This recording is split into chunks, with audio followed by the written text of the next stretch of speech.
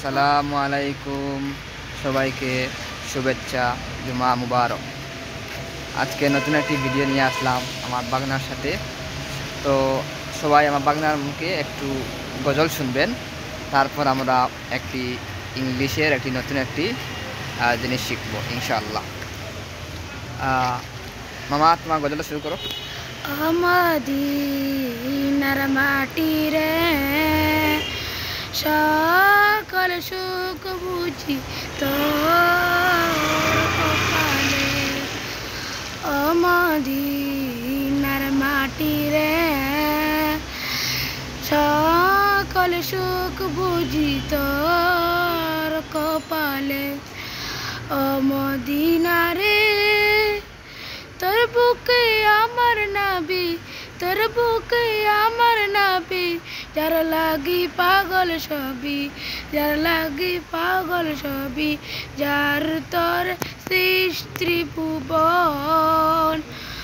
ও মদিনার মাটি রে সকল সুখ বুঝি তোর কপালে। ও মদিনা রে পাখি যদি হতাম আমি, পাখি যদি হতাম আমি, উড়ে উড়ে যেতাম আমি, পাখি যদি হতাম আমি, উড়ে উড়ে যেতাম আমি। সহে না আমার পরাণে। ও মদিনার মাটি রে সকল সুখ বুঝি তোর কপালে। আচ্ছা, এবার আমরা শুনলাম আমার বাগনার মুখ থেকে সুন্দর একটি গজল। তো এখন আমরা শিখব। আমরা সবাই জানি আঙ্কেল অর্থ মামা, চাচা, খালু, দুনিয়ার যত খালা খালু আসুন, সরি খালা নাই, খালু আসুন আমরা ব্যবহার করি।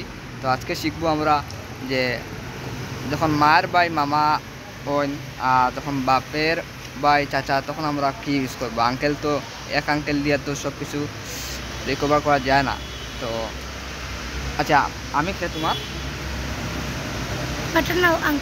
ম্যাটারনাল আঙ্কেল কিভাবে? কারণ একটা আম্মুর সাইড থেকে, আম্মুর কাছ থেকে।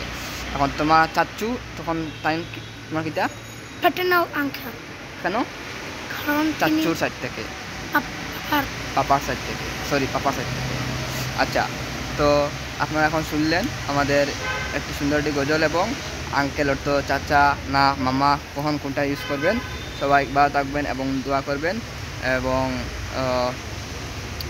এখন আর কিছু বলার নাই। তো আমার একটি ইউটিউব চ্যানেল আছে, সেটা হলো রায়ান রশিদ। তো সেখানে আমি আপনারা লাইক সাবস্ক্রাইব করবেন এবং কমেন্টে বলবেন এটা সুন্দর হয়েছে কিনা। তো টাটা, আবার দেখা হবে।